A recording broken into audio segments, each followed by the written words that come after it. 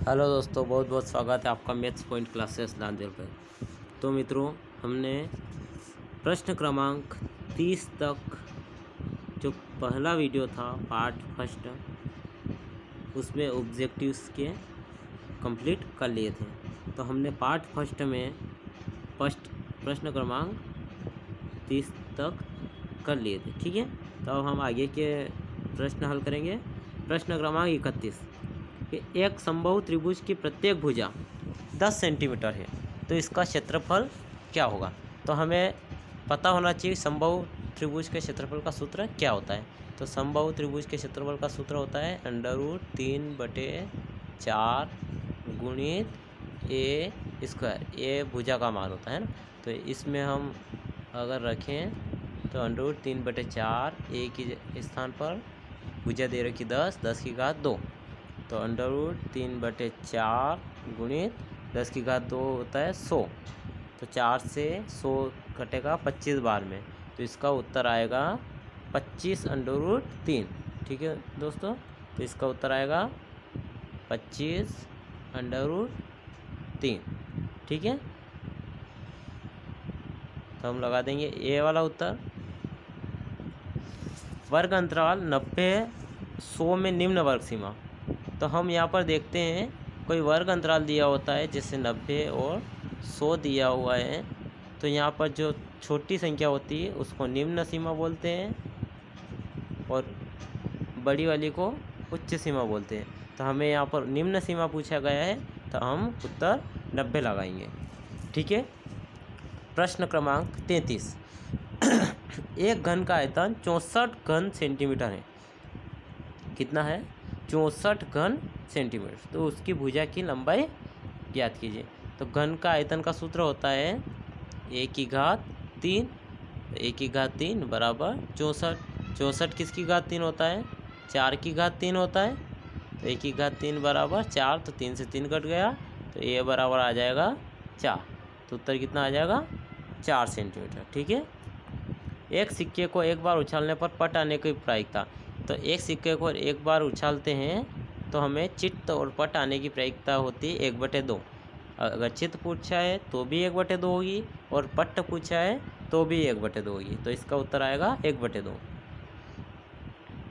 प्रश्न क्रमांक 35 वर्ग के परिमाप का सूत्र है।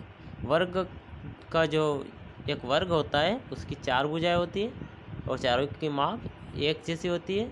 तो 4a होता है। वर्ग की भुजाओं का परिमाप कितना होता है? 4a। ठीक है। प्रश्न क्रमांक 36 एक त्रिभुज के दो कोण 30 डिग्री व 60 डिग्री है, तो तीसरा कोण होगा। तो हम जानते हैं त्रिभुज के तीनों कोणों का योग कितना होता है? 180 डिग्री। उसमें से दो कोण दिए हुए 30 और 60, तो 30 और 60 का योग होता है 90 डिग्री। तो हम 180 में से 90 डिग्री घटाएंगे तो बचेगा 90 डिग्री। ठीक है, तो इसका उत्तर आएगा 90 डिग्री। एक घात वाले बहुपद को रैखिक बहुपद कहते हैं, तो इसका उत्तर आएगा डी। घन के आयतन का सूत्र होता है a⁻3। घन के आयतन का सूत्र a⁻3। तो प्रश्न क्रमांक 39 है वर्ग अंतराल 10, 20, 20, 30 में संख्या 20 किस वर्ग में सम्मिलित है।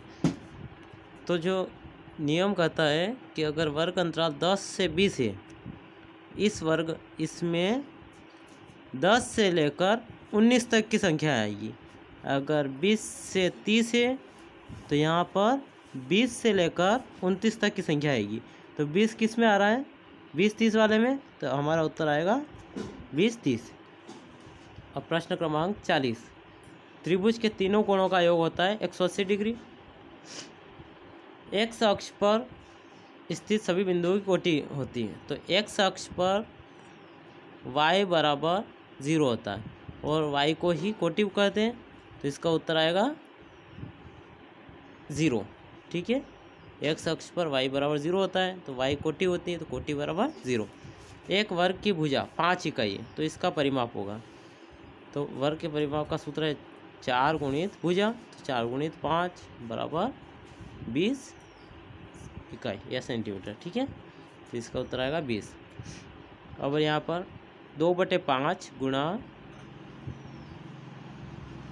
15/7 का मान होगा। तो हम 5 यहीं पे कर रहा हूँ मैं।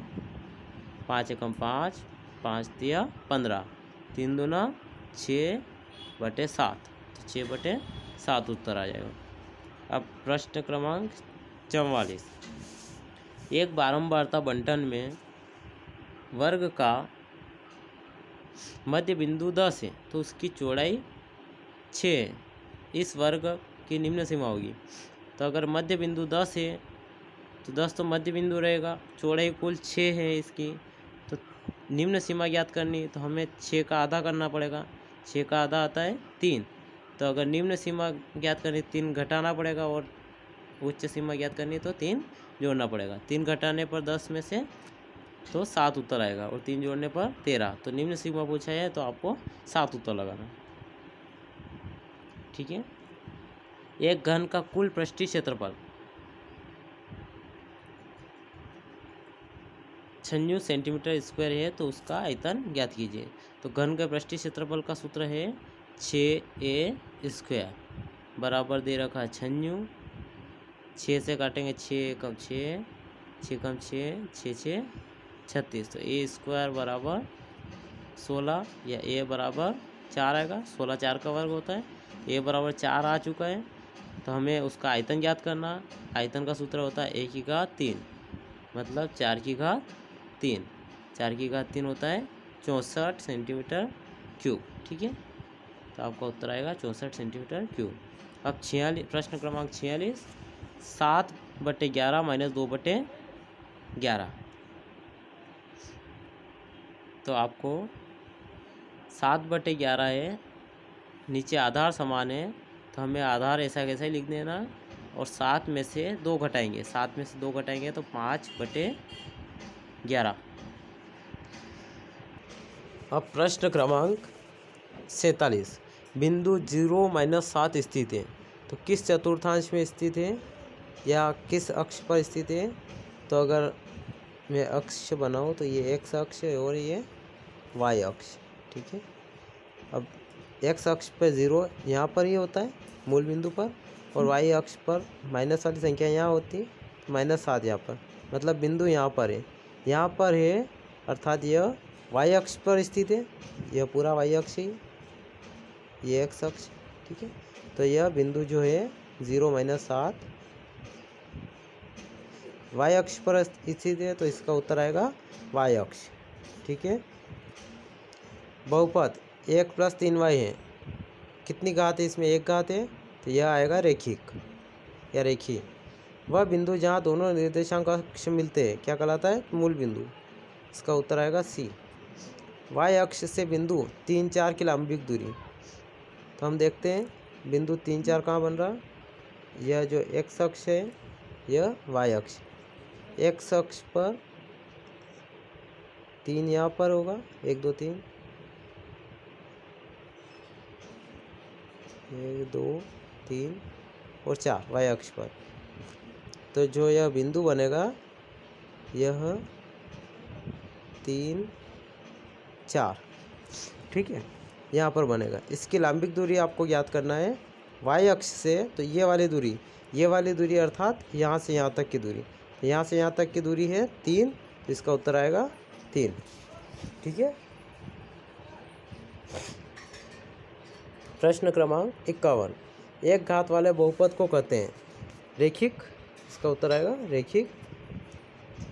त्रिभुज PQR में कोण R बराबर P।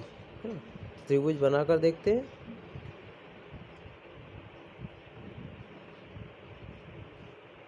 P Q और R, यह कोण और यह कोण बराबर है। और Q R कितना है? 4 है। P R 5 है। हम जानते हैं यदि बराबर कोण है, यह कोण और यह कोण बराबर कोण है तो सम्मुख भुजाएं बराबर होती। यह 4 है तो यह भुजा भी 4 होगी। तो हमारे PQ का उत्तर आएगा 4। 53। शून्य बहुपद की घात है। शून्य बहुपद की घात है तो शून्य बहुपद की घात कितनी होती है? तो यह परिभाषित नहीं की जा सकती। ठीक है। आयत का प्रत्येक कोण होता है 90 डिग्री। आयत का प्रत्येक कोण 90 डिग्री होता है। ठीक है। और प्रश्न क्रमांक 55, समान आकार एवं समान आकृति वाली आकृतियाँ होती है, सर्वांग सम कहते हैं। समान आकार और समान आकृति वाली आकृतियाँ सर्वांग सम कहलाती है। आधार 12 सेंटीमीटर, शीर्ष लंब 8 सेंटीमीटर वाले त्रिभुज का क्षेत्रफल ज्ञात कीजिए। तो त्रिभुज के क्षेत्रफल का सूत्र होता है 1/2 आधार गुणित ऊंचाई। आधार कितना है 12 है और ऊंचाई 8 है। 2 छंग 12, 6 8 48। तो इसका उत्तर आएगा 48 सेंटीमीटर। समकोण त्रिभुज की सबसे बड़ी भुजा को कहते हैं कर्ण कहते हैं। बारंबारता बंटन में 5 सतत वर्गों में से प्रत्येक की चौड़ाई 5 है तथा सबसे छोटे वर्ग की निम्न सीमा 10 है। सबसे बड़े वर्ग की ऊपरी सीमा ज्ञात कीजिए। ठीक है। तो निम्न सीमा 10 है। 10 से चौड़ाई कितनी 15 है। 10 से 15, 15 से 20, 20 से 25, 25 से 30 और 30 से 35 हो गए 5। 1 2 3 4 5। तो सबसे उच्च सीमा क्या है 35। तो इसका उत्तर आएगा 35। ठीक है। समबाहु त्रिभुज के प्रत्येक कोण का मान होता है। समबाहु त्रिभुज के प्रत्येक कोण का मान 60 डिग्री होता है। यह समबाहु त्रिभुज बनता है। इसका 60 होता है ना, सबका 60 ही होता है। ठीक है। रिक्त, अब प्रश्न आता है रिक्त स्थानों की पूर्ति कीजिए। तो पहला भिन्न 1/4 का दशमलव रूप। 1/4 का दशमलव रूप ज्ञात करना। तो हम क्या करेंगे 4 का 1 में भाग देंगे। ठीक है। 1 में भाग नहीं जाता, उसकी 0 दशमलव लगाई। ठीक है। और 0 बढ़ाई। 4 दूना 8 माइनस 2 बचा 20 हो गया। 4 और 5 20। तो 0.25। निम्न बिंदु में 3 4 में भुज का मान होता है। जो यह बिंदु दिया हुआ है 3 और 4, तो आगे वाला जो रहता है वो x का मान रहता है, मतलब भुज का मान रहता है। और जो पीछे वाला रहता है वो y का मान रहता है, अर्थात कोटि का मान रहता है। ठीक है। तो आपको भुज का मान पूछा है तो 3, और यदि कोटि का मान पूछ ले तो 4। ठीक है। आप यहाँ से दोनों ही प्रश्न हल कर सकते हैं। 100/4 का मान होगा। डेल का मतलब मान याद करना। तो 4 से 100 में भाग देते हैं। तो 4 से 100 में 4 दूना 8, 2 बार जाएगा 8 आया, 2 बचा, 4 और 5 20। तो उत्तर आएगा 25। ठीक है। 1/3 बराबर डेल बटे 6। तो 3 से कितनी बार गुणा करने पर 6 आता है। तो 2 का गुणा करने पर 6 आता है। 3 दूना 6। तो 1 में 2 का गुणा कर दो तो 1 दूना 2। इसका उत्तर आएगा 2/6। ठीक है। 1/100 का मान, यदि हमें किसी संख्या से भाग देते हैं, 100 से भाग देते हैं, तो 2 0 है यहाँ पर, 2 अंक इधर खसकाएंगे दशमलव को। दशमलव यहाँ है मान लीजिए, 2 अंक इधर खसकेगा तो 1 के बाद 2 अंक लगाएंगे आगे, तो 0.01 आएगा उत्तर। ठीक है। एक शंकु की त्रिज्या ऊंचाई 15 सेंटीमीटर एवं एक शंकु की त्रिज्या ऊंचाई 13 सेंटीमीटर, मतलब जो एल दिया होता है वो 13 है और आर दिया हुआ है जो है 5 है। ठीक है। इसकी ऊंचाई याद करनी है। तो हम सूत्र जानते हैं, सूत्र L² बराबर R² प्लस H² होता है। एल कितना दिया हुआ है 13, तो 13² बराबर R कितना है 5, 5² प्लस H²। तो H² बराबर 13 का स्क्वायर कितना होता है 169 माइनस 25। ठीक है। तो 169 में से 25 जाएगा तो H में मिटा कर लिखता हूँ H² ये H² बराबर 144 बचेगा।